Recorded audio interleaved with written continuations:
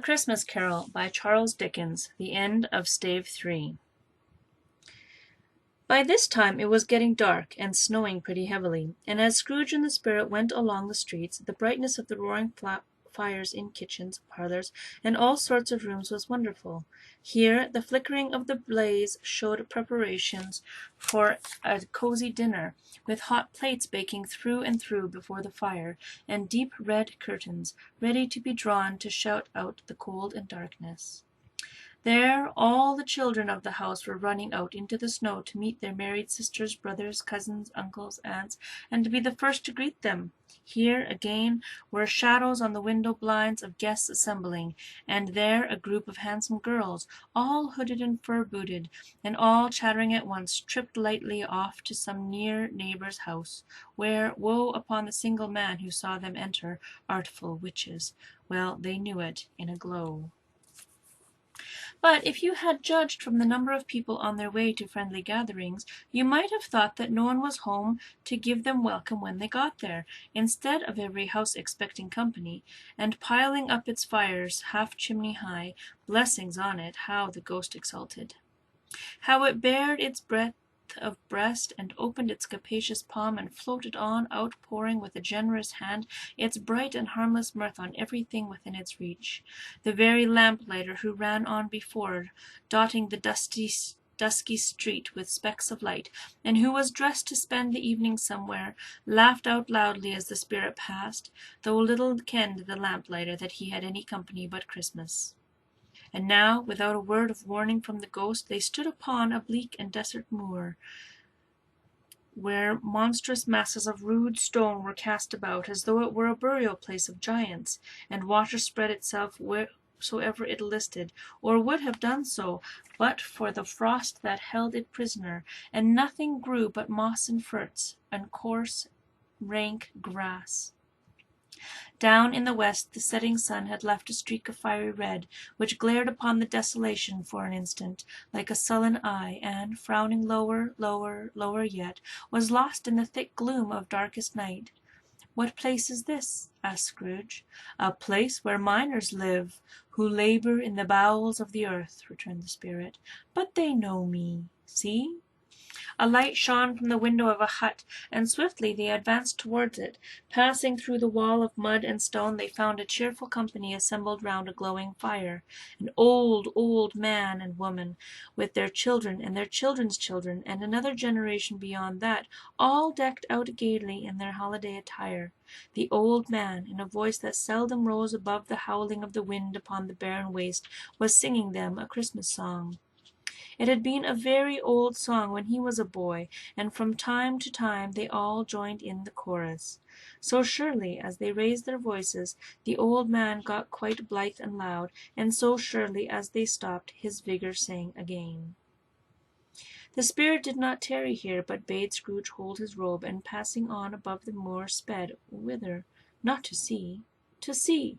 To Scrooge's horror, looking back, he saw the last of the land, a frightful range of rocks behind them, and his ears were deafened by the thundering of water, as it rolled and roared and raged among dreadful caverns in the Warren, and fiercely tried to undermine the earth. Built upon a dismal reef of sunken rocks, some league or so from shore, on which the waters chafed and dashed the wild year through, there stood a solitary lighthouse.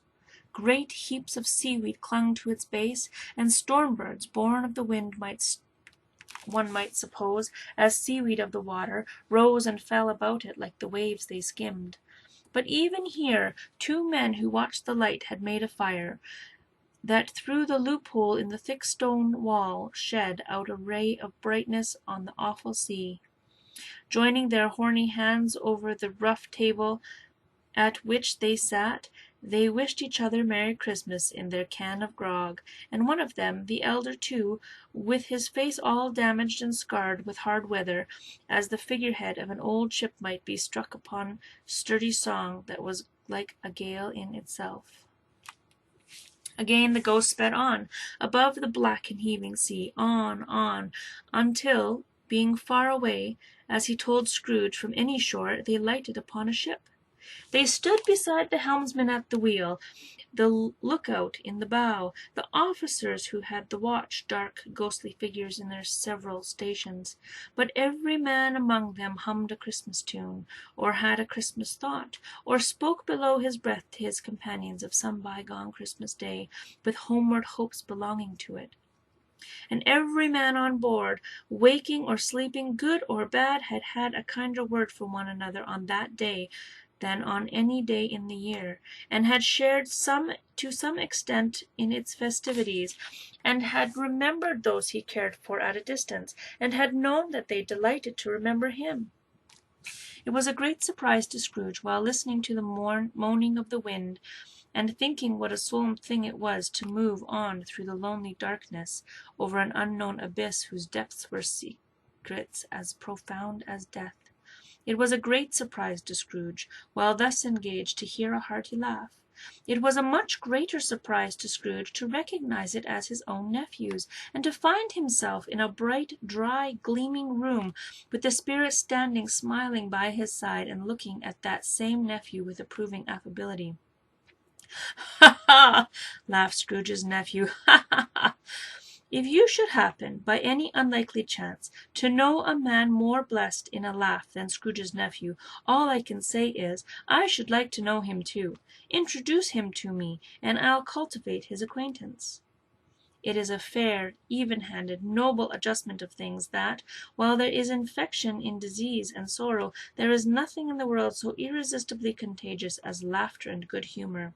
When Scrooge's nephew laughed in this way, holding his sides, rolling his head, and twisting his face into the most extravagant contortions, Scrooge's niece by marriage laughed as heartily as he, and their assembled friends, being not a bit behind-handed, roared out lustily, "Ha, ha, ha! Ha, ha, ha, ha!" "He said that Christmas was a humbug, as I live!" cried Scrooge's nephew. "He believed it too!" "More shame for him, Fred," said Scrooge's niece indignantly. "Bless those women! They never do anything by halves. They are always in earnest." She was very pretty, exceedingly pretty, with a dimpled, surprised-looking, capital face, a ripe little mouth that seemed made to be kissed, as no doubt it was, all kinds of good little dots about her chin that melted into one another when she laughed, and the sunniest pair of eyes you ever saw in any little creature's head. Altogether she was what you would have called provoking, you know, but satisfactory too. Oh, perfectly satisfactory. "He's a comical old fellow," said Scrooge's nephew, "that's the truth, and not so pleasant as he might be. However, his offences carry their own punishment, and I have nothing to say against him." "I am sure he is very rich, Fred," hinted Scrooge's niece. "At least you always tell me so." "What of that, my dear?" said Scrooge's nephew. "His wealth is of no use to him. He doesn't do any good with it. He doesn't make himself comfortable with it. He hasn't the satisfaction of thinking, ha, ha, ha, that he is ever going to benefit us with it." "I have no patience with him," observed Scrooge's niece. Scrooge's niece's sister and all the other ladies expressed the same opinion. "Oh, I have," said Scrooge's nephew. "I am sorry for him. I couldn't be angry with him if I tried. Who suffers by his ill whims? Himself, always. Here, he takes us into his head to dislike us, and he won't come and dine with us. What's the consequence? He doesn't lose much of a dinner." "Indeed, I think he loses a very good dinner," interrupted Scrooge's niece. Everybody else said the same, and they must be allowed to have been competent judges, because they had just had dinner, and with the dessert upon the table, were clustered round the fire by lamplight. "Well, I am very glad to hear it," said Scrooge's nephew, "because I haven't any great faith in these young housekeepers. What do you say, Topper?" Topper had clearly got his eye on one of Scrooge's niece's sisters, for he answered that a bachelor was a wretched outcast, who had no right to express an opinion on the subject. Whereat Scrooge's niece's sister, the plump one with the lace tucker, not the one with the roses, blushed. "Do go on, Fred," said Scrooge's niece, clapping her hands. "He never finishes what he begins to say. He is such a ridiculous fellow."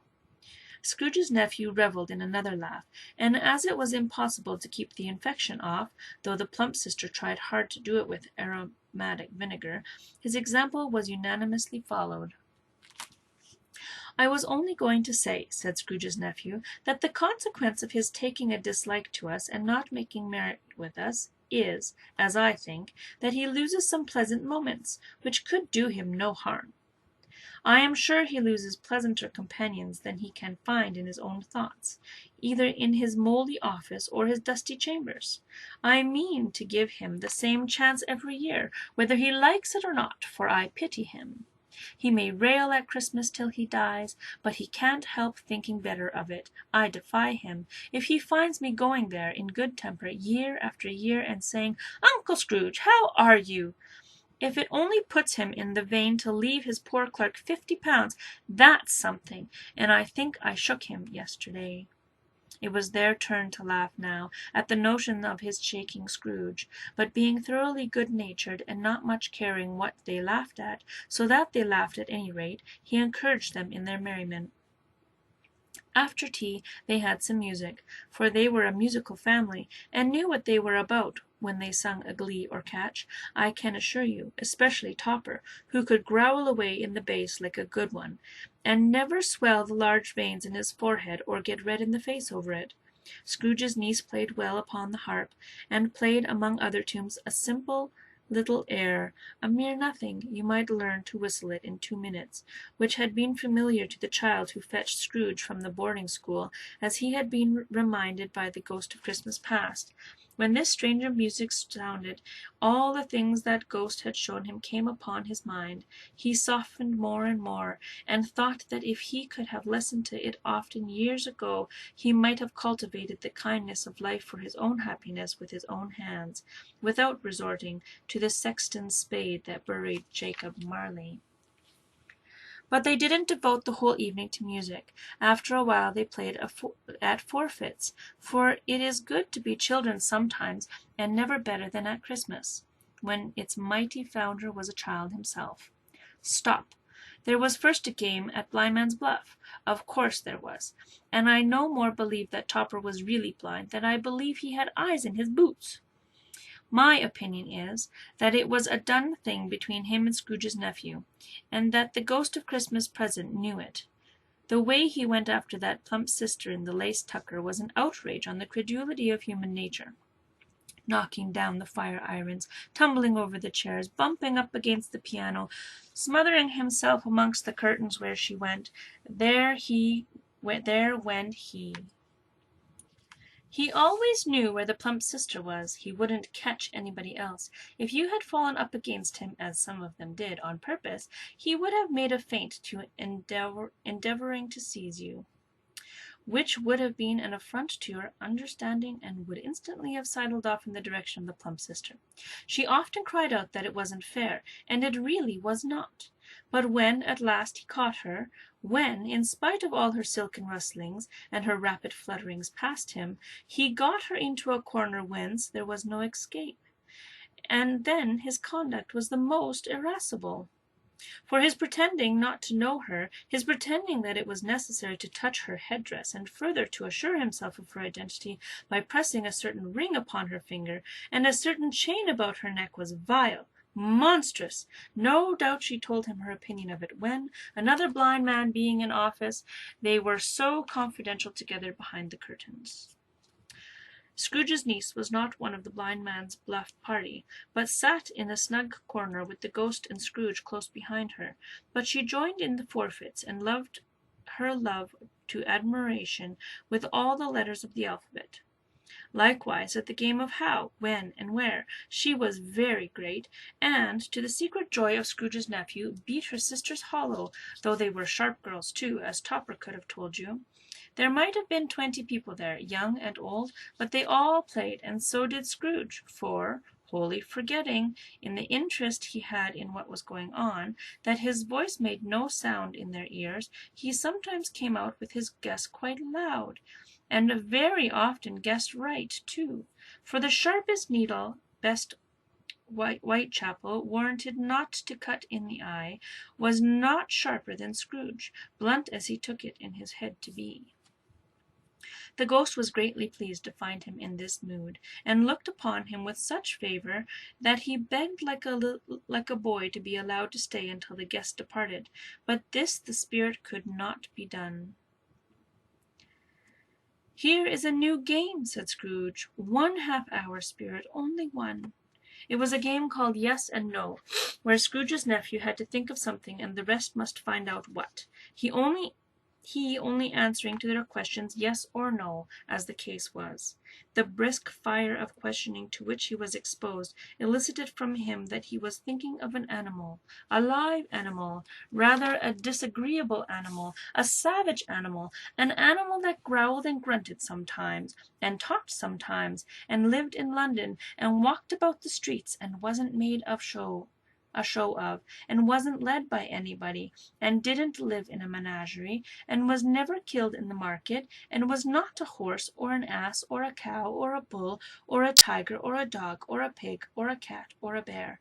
At every fresh question that was put to him, his nephew burst into a fresh roar of laughter, and was so inexpressibly tickled that he was obliged to get up off the sofa and stamp. At last the plump sister, falling into a similar state, cried out, "I have found it out! I know what it is, Fred! I know what it is!" "What is it?" cried Fred. "It's your Uncle Scrooge!" Which it certainly was. Admiration was the universal sentiment, though some objected to the reply of "Is it a bear?" Ought to have been yes, inasmuch as an answer in the negative was sufficient to have diverted their thoughts from Mr. Scrooge, supposing that they had ever had any tendency that way. "He has given us plenty of merriment, I am sure," said Fred, "and it would be ungrateful not to drink his health. Here is a glass of mulled wine, ready to our hand at the moment, and I say, Uncle Scrooge!" "Well, Uncle Scrooge," they cried, "a Merry Christmas and a Happy New Year to the old man, whatever he is," said Scrooge's nephew. "He wouldn't take it from me, but he may have it nevertheless, to Uncle Scrooge." Uncle Scrooge had imperceptibly become so gay and light of heart that he would have pledged the unconscious company in return, and thanked them in an audible speech, if the ghost had given him time. But the whole scene passed off in the breath of the last word spoken by his nephew, and he and the spirit were again upon their travels. Much they saw, and far they went, and many homes they visited, but always a happy end. The spirit stood beside sick beds, and they were cheerful; on foreign lands, and they were close to home; by struggling men, and they were patient in their greater hope; by poverty, and it was rich; in almshouse, hospital, and jail; in misery every refuge; where vain man in his little brief authority had not made fast the door, and barred the spirit out, he left his blessing, and taught Scrooge his precepts. It was a long night, if it were only a night, but Scrooge had his doubts of this, because the Christmas holidays appeared to be condensed into the space of time they passed together. It was strange, too, that while Scrooge remained unaltered in his outward form, the ghost grew older, clearly older. Scrooge had observed this change, but never spoke of it, until they left a children's Twelfth Night party, when, looking at the spirit as they stood together in an open space, he noticed that his hair was grey. "Are spirits' lives so short?" asked Scrooge. "My life upon this globe is very brief," replied the ghost. "It ends tonight." "Tonight!" cried Scrooge. "Tonight at midnight. Hark! The time is drawing near." The chimes were ringing the 3/4 past 11 at that moment. "Forgive me if I am not justified in what I ask," said Scrooge, looking intently at the spirit's robe, "but I see something strange and not belonging to yourself, protruding from your skirts. Is it a foot or a claw?" "It might be a claw, for the flesh is there upon it," was the spirit's sorrowful reply. "Look here." From the foldings of its robe it brought 2 children, wretched, abject, frightful, hideous, miserable. They knelt down at his feet and clung upon the outside of its garment. "Oh, man, look here, look down here," exclaimed the ghost. They were a boy and girl, yellow, meagre, ragged, scowling, wolfish, but prostrate too, in their humility. Where graceful youth should have filled their features out, and touched them with the freshest tints, a stale and shrivelled hand, like that of age, had pinched and twisted them, and pulled them into shreds. Where angels might have sat enthroned, devils lurked, and glared out menacing. No change, no degradation, no perversion of humanity in any grade. Through all the mysteries of wonderful creation has monsters half so horrible and dread. Scrooge started back appalled. Having them shown to him in this way, he tried to say they were fine children, but the words choked themselves, rather than be parties to a lie of such enormous magnitude. "Spirit, are they yours?" Scrooge could say no more. "They are man's," said the spirit, looking down upon them, "and they cling to me, appealing from their fathers. This boy is ignorance, this girl is want. Beware of them both, and all of their degree, but most of all beware this boy, for on his brow I see that written which is doom, unless the writing be erased. Deny it!" cried the spirit, stretching out its hand toward the city. "Slander those who tell it ye. Admit it for your factious purposes, and make it worse, and abide the end." "Have they no refuge or resource?" cried Scrooge. "Are there no prisons?" said the spirit, turning on him for the last time with his own words. "Are there no workhouses?" The bell struck 12. Scrooge looked about him for the ghost and saw it not. As the last stroke ceased to vibrate, he remembered the prediction of old Jacob Marley, and, lifting up his eyes, beheld the solemn phantom, draped and hooded, coming like a mist along the ground towards him.